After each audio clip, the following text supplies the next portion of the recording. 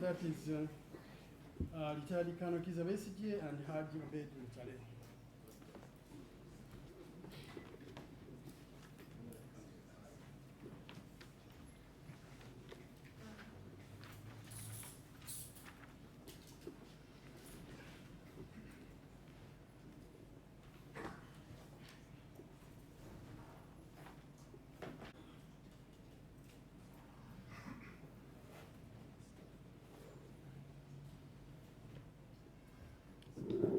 Good morning.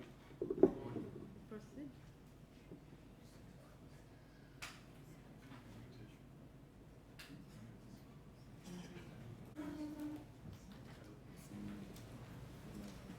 Please, Your Worship, my name is Cornelius. Appearing together with the following council for the addressed person. That is, the respondents. We have Mr. Mpanga, Mr. Sekanjaku, Mr. Kizza, Kizza, Martin Wanda, sorry, Ronald Wanda, son. Katoto Musinga.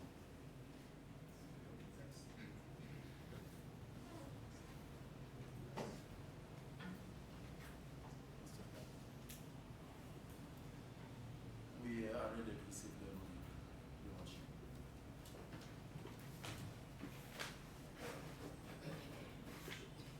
This is a ruling. Counsel for the accused made an application before this court that I recuse myself from handling miscellaneous application number 1 of 2025. Before court can pronounce itself on the application for recusal, there is need to determine whether this court has jurisdiction to entertain any application arising from the criminal case where the accused has been committed to high court.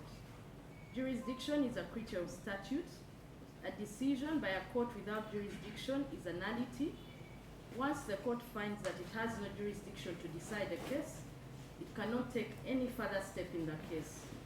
The accused persons in criminal case number 8 of 2025 were committed to high court on 29th May. This court, having committed the accused persons to high court, does not have jurisdiction to make any decision or order after the committal proceedings. This court can thus not make any decision on the application for recusal because it has no jurisdiction to do so.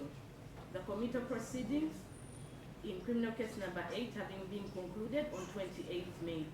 Accordingly, the accused is further remanded awaiting trial at high court.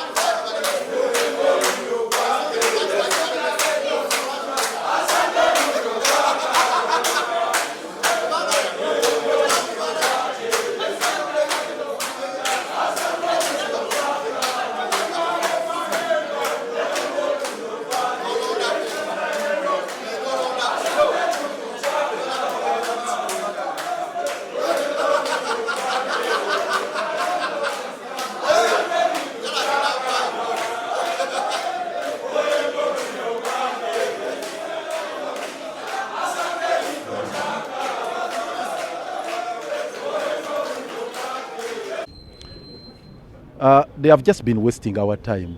Obviously, it's no brainer, and it's obvious that once one has been committed to High Court for trial, you cannot reopen the case for investigation. It's no brainer.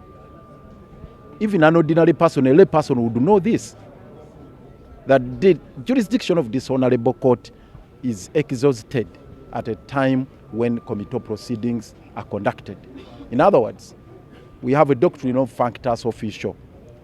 Once the lower court has exhausted its powers, its jurisdiction, its mandate, it becomes functus officio. In other words, its hands are tied. You have no choice but to terminate the proceedings. So that is the thing. This magistrate had no choice but to terminate all the proceedings relating to Dr. Besigye's case after conducting the committal proceedings on the 29th of May. And this is been actually waste of time. But on the side of the case,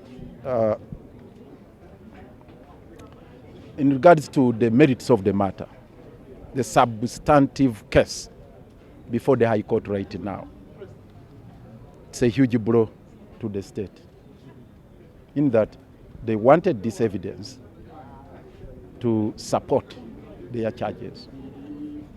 And it's the reason they put in this application, so that court could issue an order to allow them access the data on Dr. Besigye and Obed Lutare's phones, which court has now rejected because they have no jurisdiction. Obviously, as we explained, they had a dilemma. They were in a catch-22 situation. They were placed between a rock and a hard surface. They had 6 months within which to conduct the investigations, which lapsed on the 20th of May. But at that time, by that time rather, they had not exhausted all the investigations.